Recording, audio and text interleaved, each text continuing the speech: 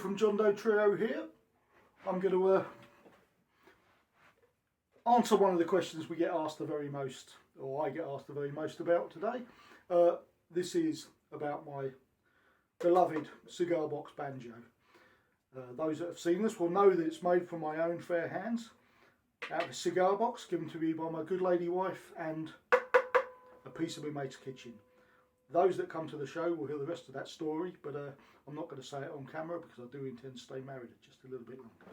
Right, I'm going to come in a little bit closer and duck down so you can see what we're doing. Now, I'm going to give you a little tour of our little cigar box here and show you basically what I used to build it. So, we have, to start with, as you would imagine, a cigar box. It is an actual cigar box that used to have cigars in it. I didn't smoke them, nor did my wife, contrary to a popular opinion. On the back of it, you can actually see all the various bits of writing and things like this. This one's from Nicaragua, I believe, so it's not quite Cuban. I'm not that rich. But yeah, and it was actually bought for me for that very purpose, in order to make one of these, because I like tinkering around with guitars, as many people know, and I quite fancy the idea of making one. So Helen, bless her heart, bought me one of these and a book that shows you how to make them, and the rest, as they say, is history. Now, what I started off with was a piece of wood. I can't even remember what sort of wood this is, but it's obviously a light wood. It's quite solid, and it was actually a piece, or it is, should have been, a piece of my mate's kitchen. My mate Mark Langston, shout out to him. Actually, the original bass player for John Doe Trio many years ago, even before Craig. So before we decided to take it too seriously and all that.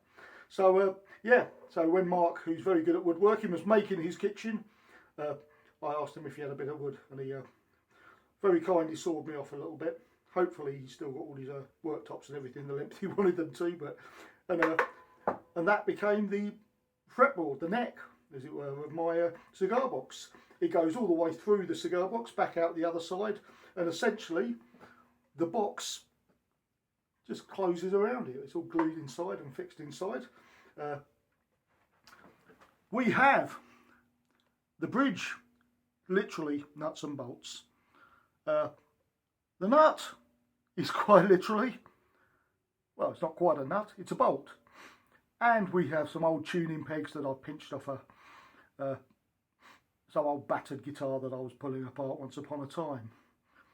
For electronics, we have the very finest, I believe it's an old Squire Telecaster pickup that again I had knocking around from a project or something I was working on. And inside again we have a volume knob, no tones, no fuss like that, and it's very simply wired inside here. As you can hear, it does actually still work acoustically, albeit quite quiet.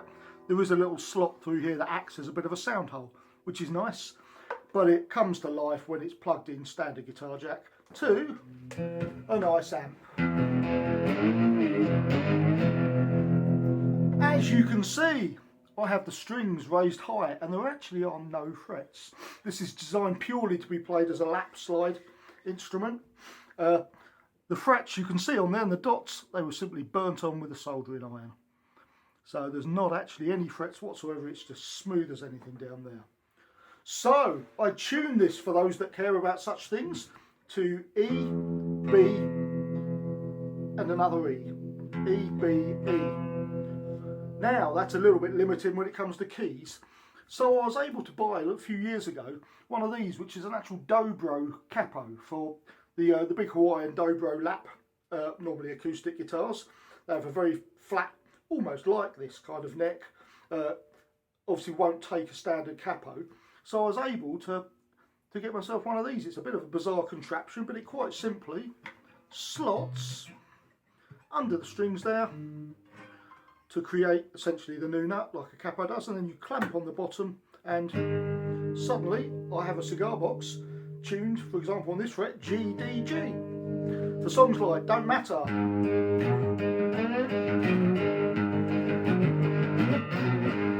or on the new album,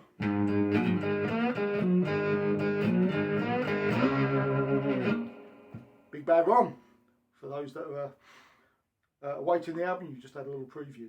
So I really hope that that just shows you a little bit about the instrument. I love it to bits, and I look forward to seeing you all face to face in shows where you can hear her in all her glory with the rest of the band. Look out for the new album JD3 that should be coming out in late January, early February. The launch February the 6th at the Bourne Music Club in Sittingbourne. Get your tickets, they are on sale now. Might be a few early bird cheaper ones left at this time of recording, maybe not, because they've been going pretty quickly. If you like what you've seen here and you want to see more lovely John Doe Trio material, please click that subscribe button and subscribe to this YouTube channel, the John Doe Trio YouTube channel, and check out our socials on Facebook, on Instagram, TikTok, etc. And I will be posting loads of exciting stuff.